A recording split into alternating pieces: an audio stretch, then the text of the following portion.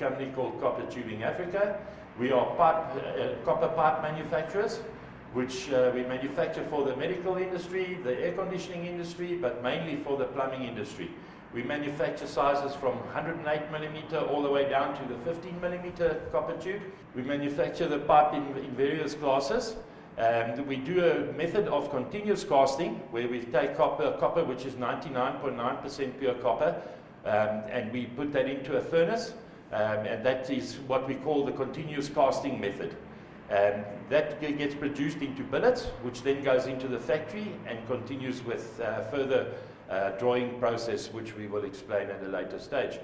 Our copper pipe is manufactured to a SABS standard, which is SANS 460. We also use the 9001 management system throughout our production process.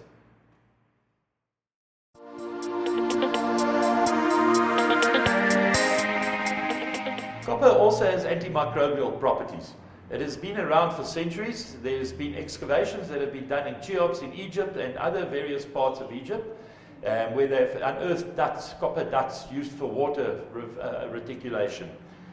Copper is also non-permeable, so nothing ingresses through the wall of the copper tube, as well as it being self-protecting in the sense that copper, with the oxygen in the water, the copper builds up a protective layer on the inside of the pipe, which you'll see if you've ever opened up a piece of pipe, you'll see that green tinge layer on the inside of the pipe. Don't confuse this with the flux effect of flux, which is acid-based onto the wall of the copper, where you get a different type of green, and that's more localized area that turns green. It's not the whole area. It's only those few spots that turn green, and that is what we call copper flux attack on the copper. We'll refer to charts that we have, which will basically physically show you the effects of copper on bacteria and other organisms, how it kills it over a period of time. These are the health claims that we have spoken about previously, where copper kills any type of bacteria. Here you can see some of the entry-level things that have been manufactured for copper, which basically kills the bacteria if any lands on these surfaces, mainly in hospitals and also other industrial applications where it can be quite relevant.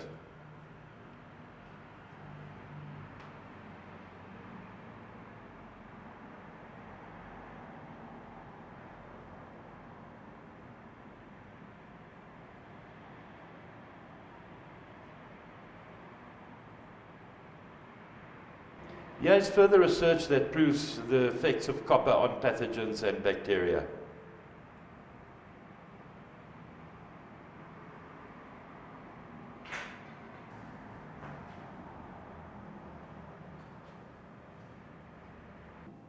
Here are further diagrams showing the effects of copper and stainless steel comparisons concerning the bacteria and microorganisms.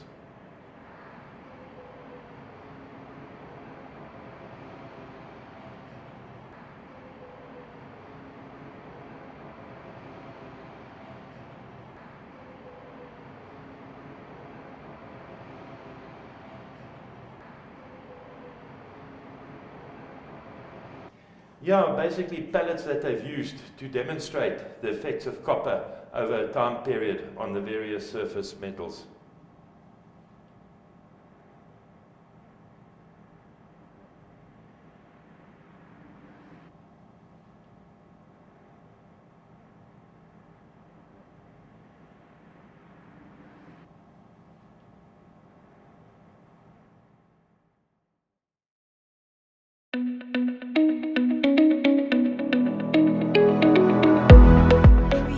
Right, now we're going to be dealing with our plumbing code of practice and the specifications of copper tube. Here you can see chemical composition makeup of our copper pipe. Over on the next few pages you'll see the different classes of copper that we deal with. Each copper pipe size, 15 all the way through to 108mm, has its own class, and each own class has its own application. So we have class 0, class 1, class 2 and class 3. That all explains the pressure ratings on the copper pipe and all the rest of the information required for its application. Yeah, we deal with blue tube, which we don't produce a lot of these days. We've got refrigeration tables, and we've got the technical aspects on the medical grade as well.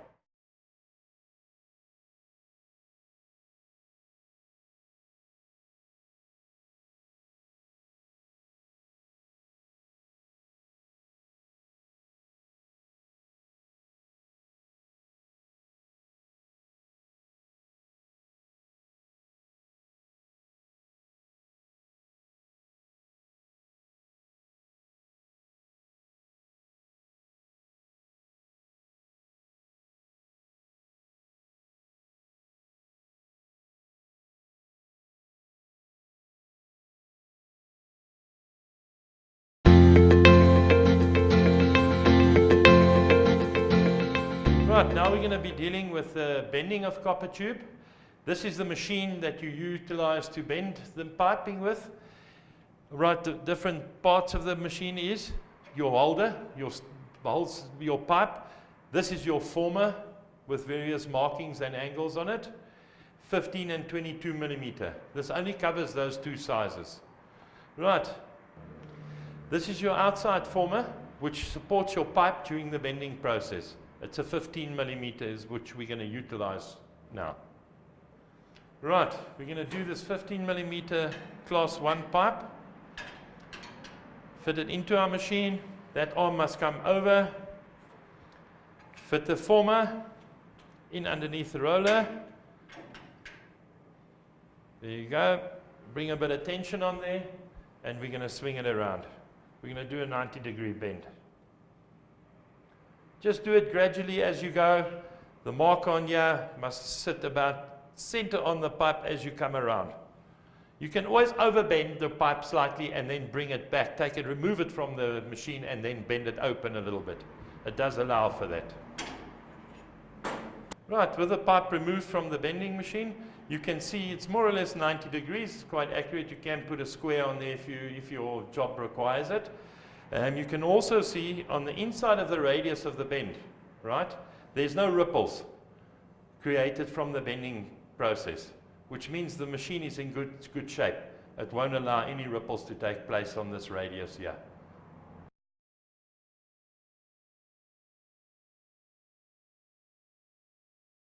Right, when it comes to bending, I don't want the guys to be using this type of bender. This type of bender creates a flat on the diameter of the copper tube. I'll demonstrate that.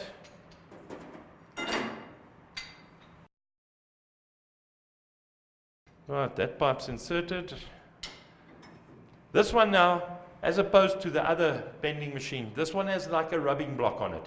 And this creates a flat on the tube when you bend it around. And that can interfere with flow rates when it comes to your bends and water or liquid flowing through your tube. You can see there, I've just done any radius bend there. It goes to 180. We can do that as well.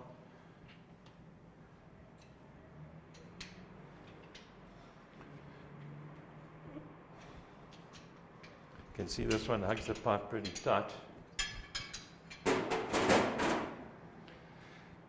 As you can see on the inside of the bend, these are ripples that are created by the bending machine. We've used the same pipe as what we've used for the previous bender.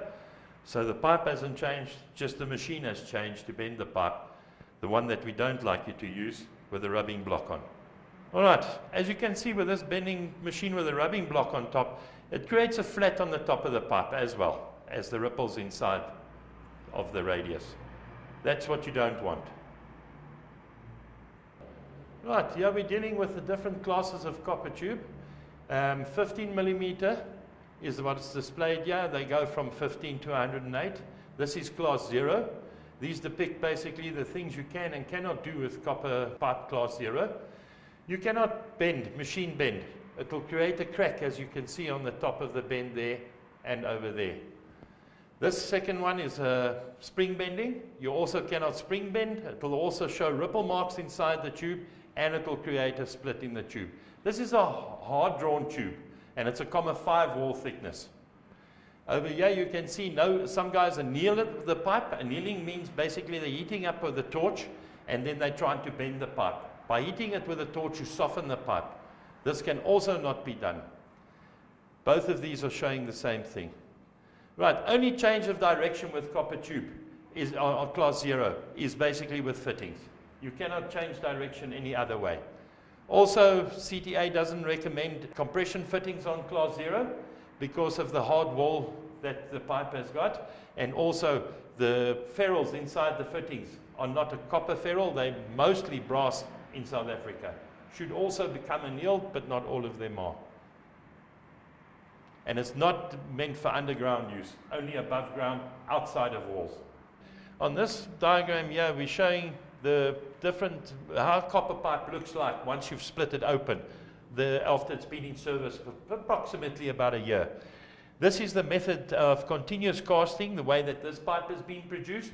You can see there's no defects on the inside. This green tinge that you see here is the natural progression of how copper would look on the inside of a pipe. That is normal. Right? Over here, this is another manufacturer that's utilized a different manufacturing process where there's been carbon impregnated into the wall of the tube. That's what these red circles are showing you here. And that will lead to type 1 pitting corrosion. And yes, just another picture of how it looks on the inside of the pipe.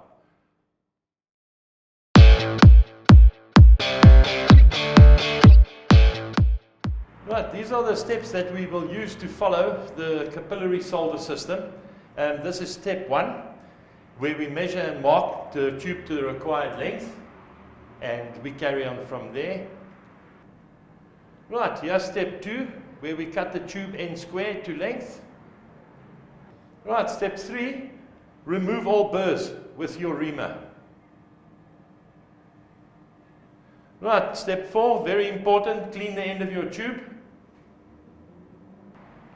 Right, step 5, apply your flux to both the tube and the fitting using a flux brush, not your finger. Right, step 6 is assembly, where you push your tube right into the back of the socket of the fitting. Right, then number 7 is measuring your length of solder required to do a joint, as you can see with the ruler there. Right, step number 8, concentrate the heat on the center of the fitting and then over to the pipe, never at the mouth of the joint. Right, step number 9, apply the solder to the mouth of the fitting. Right, step number 10, you've done your solder joint. Now you need to wipe off your excess flux as well as cool down your joint.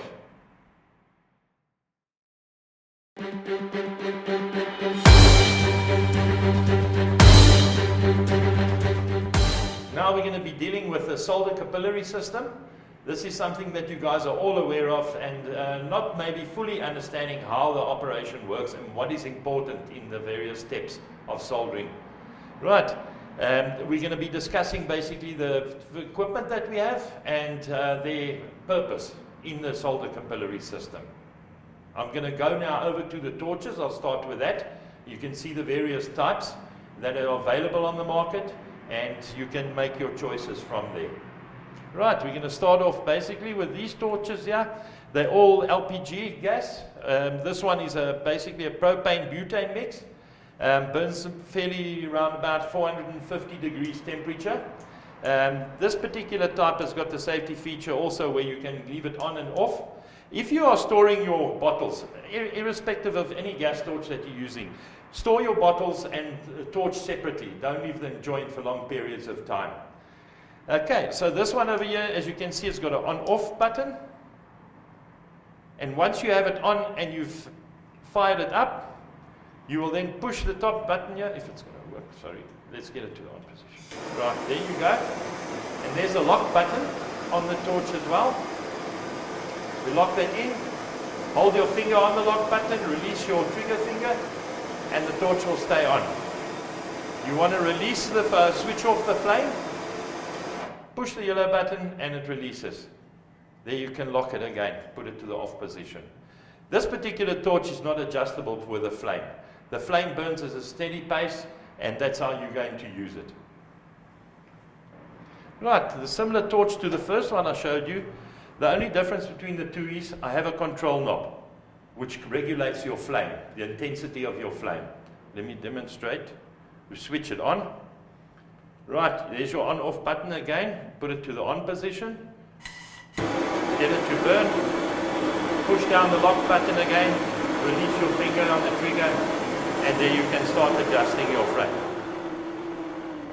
It's more convenient when you're doing your soldering to have a flame of your choice and not to overburn joints when you are doing the soldering. Right, these are the other two torches, burning now with a different type of gas. These you can also regulate the flame, which is also a great advantage. So that you don't have the MAP gas burns at a much higher temperature than your LP gas. So keep that in mind once you're doing your joints. Right, next I'll be discussing the tubing cutters. This is a telescopic type. Right, that's your blade, your rollers, and also at the bottom here you have a spare tubing cutter blade. Right, and on the back side of it you have a telescopic deburring tool. Very convenient. The next one is this type over here. Also works very well, nothing wrong with it. The only dislike I have is this type of blade for deburring. What happens with this one is the guys tend to overforce it. And in doing that, to remove the burr, they might be flaring the end of the pipe, making the assembly of the copper fitting over the pipe difficult, and also wiping away the flux when they assemble their joints. So just be wary. It does work, just don't over-pressurize on deburring. Very important. And then for small, tighter jobs, you've got the mini tube cutter. This particular one goes from 15 to 22 millimeter. And it's a great little tool to have in your box. Right, here we have a separate deburring tool. As you can see, it's got its own goodie there at the top. And at the base of it, you also got different or extra storage for other deburring bits in case this one breaks or fails or goes blunt. Right, the next item that we're going to be discussing here is the fluxes, of which all must be a water-soluble type of flux. You can see in there it's a white, stiffish kind of mixture. Here's another make, also very good. And it must say lead-free for lead-free soldering, and it must say water-soluble flux. The next item we're going to be discussing is the solder wire. This is a 97.3 solder wire, 97% tin content and 3% copper content. There's no lead or acid or anything else involved in the wire. It's purely those two contents. You can see on the labels, there's a 2 millimeter and a 3 millimeter. 2 millimeter we use from sizes 15 to 35, and from 42 to 108 millimeter we use the 3 millimeter wire. Right, now we're going to be preparing our joint. To clean our fitting and our tube, we'll be using a scouring pad like this. You can also use the emery tape. Just make sure it's not too rough. I utilize a dowel stick just for convenience. Right? And you can enter that into your fitting, wind it around, make sure that it's clean. There you can see it's being cleaned on the inside, mechanically cleaning. Remember, cleanliness is next to godliness when it comes to a solder joint. Take our pipe. As you can see, I have cleaned it already. That's already been done, pre-prepared. That's how it needs to look. You go a little bit past the interference of your fitting. If you can put that on there, you'll see it's a little bit past. That's very important. Right, now we're going to prepare our joint. As we've done already, we've done the mechanical cleaning. We're now going to flux. You use a little flux brush like this, not too much flux. Okay, as much as what you would use as basically as you paint. You go a little bit past the length of the joint. That's done. And you flux your fitting. Make sure that you cover the jointed area altogether. Some guys say you only have to do the fitting or the pipe or this or that. That's not what it is. You have to join, and when you're joining and putting a joint together, you've got to do both surfaces. Okay. Another thing to remember with your fittings, sometimes they have a little deburr on the inside of the fitting. Just remove that burr because that interferes with your assembly of your jointed area. Right, we've put that pipe in, we've deburred. We're going to add flux, we're going to do the other two outlets of the joint. You can see there again, I've gone a little bit past the mouth of the joint, or the jointed area. Should have done this one.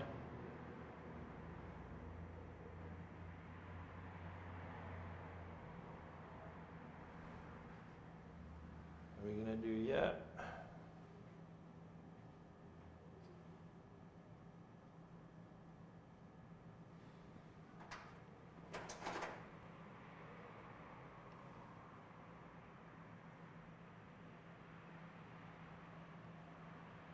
Right, also have that pipe already deburred.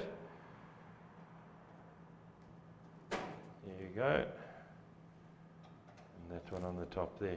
Now you can see the XX flux, and I've also left a bit of flux on the outside of the fitting. I'm going to wipe that away, because you don't need what is sitting outside the fitting. What you need is what goes into the jointed area. Take my cloth and I'll just wipe that away. You don't need that running down everywhere.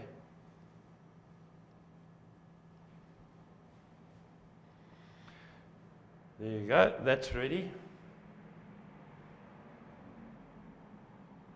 Right, we've assembled our joint. We're now going to bend over our solder wire to the correct length per joint. On a 22mm joint, you require 22mm length of solder. This is our little plumber rule that you receive if you come on the course at our company. We've bent it over. It's 40mm of 2mm diameter solder wire. We need 3 of them, so we're going to do that times 3, 2, and 3. Right, our joint is assembled. We're going to now light our torch. Solder wire is bent over to the correct length. Right.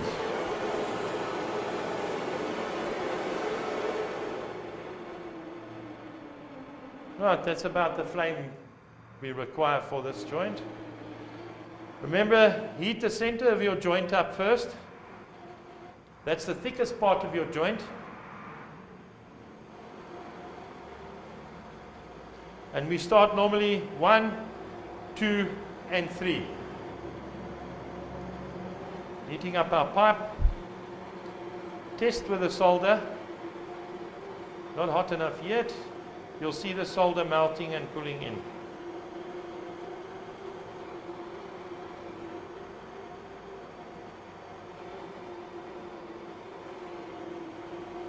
There we go. See how the solder pulls in?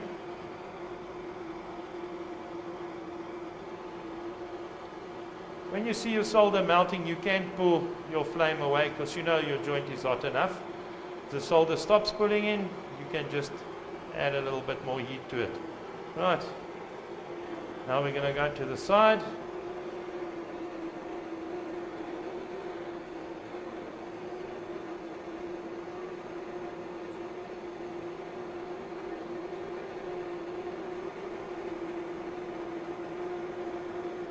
Right, this joint we're going to do last because it's the heat that created around the assembly of this joint that you have too much heat, and the solder, if you started with this one first, you would have had too much heat, and after applying solder here and here, the heat that's created could cause this solder to run out at the bottom.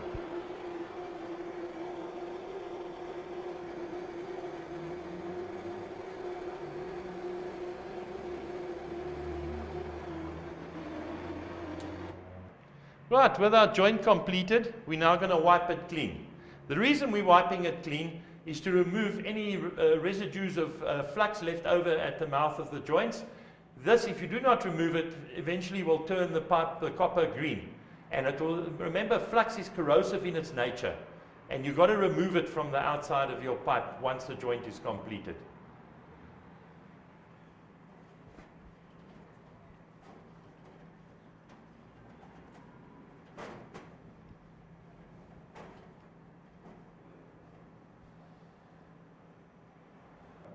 Guys, just to demonstrate what it looks like once you've completed your joint, you can see how the solder has covered the entire area here, and that's what it should look like. So if you want to practice that, you can do this, cut the skin of the fitting off the pipe, and you can see what your solder joint looks like underneath, and see how successful it is. Very important to cover the entire area.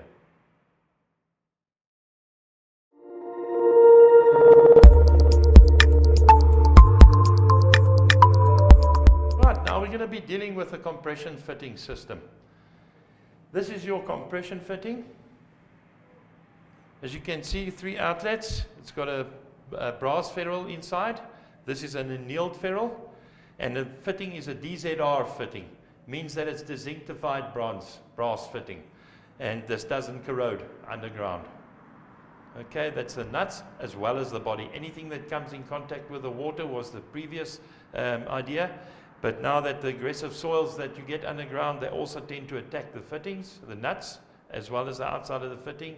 So we now make the whole, the SAVS has said that the whole thing's got to be of DZR material. Right, now we're going to demonstrate the assembly of the compression fitting. What we've done, we've already cleaned our pipes. We've cleaned the outside, mechanically cleaned it. We've deburred them as well, as you can see internally there. And now we're going to fit them to our compression fitting. Make sure when you push it in that you hit the end stop inside the fitting, right up until the shoulder. Done that one, and that one. Right, now how this works is you've got to put your pipe in as we've done, and we're now going to tighten the nut, take the slack up in the nut. Okay, there it's pretty tight. Now the idea is to tighten your nut until you feel that there's traction on the pipe. So the pipe starts going tight as you're trying to turn it. Right? From that point forward, on 15, 22, up until 28, it's a full turn right around. Right? And we're going around, we've done a quarter. It made it a bit easier for myself, holding the fitting in the vise. And we go around. You can also take your spanner off, change positions if you wish, to come around. Just remember also where you were. So I've still got to go slightly over to make my full turn. Right, and that's your full turn. Right, you see I've removed the pipe from the fitting, and you can see the indent on the bore of the pipe. And here you can see the length from the shoulder to the ferrule. It shows you the length, the depth that you've got to have. Right, in conclusion, I hope we've answered a few of those mysteries that you guys might have had concerning the copper system. Any further information that you'd like about the subject, please contact us on our website below. And we have our solder courses that are available for the guys. We have them in 3 stages, 15 to 35, 42 to 54, and then the bigger sizes from 54, we go 67, 76, and 108. That's the 3 breakups of the different courses that we have. Book online, and any further questions, please give us a shout, and we'll be only too glad to help. Thank you.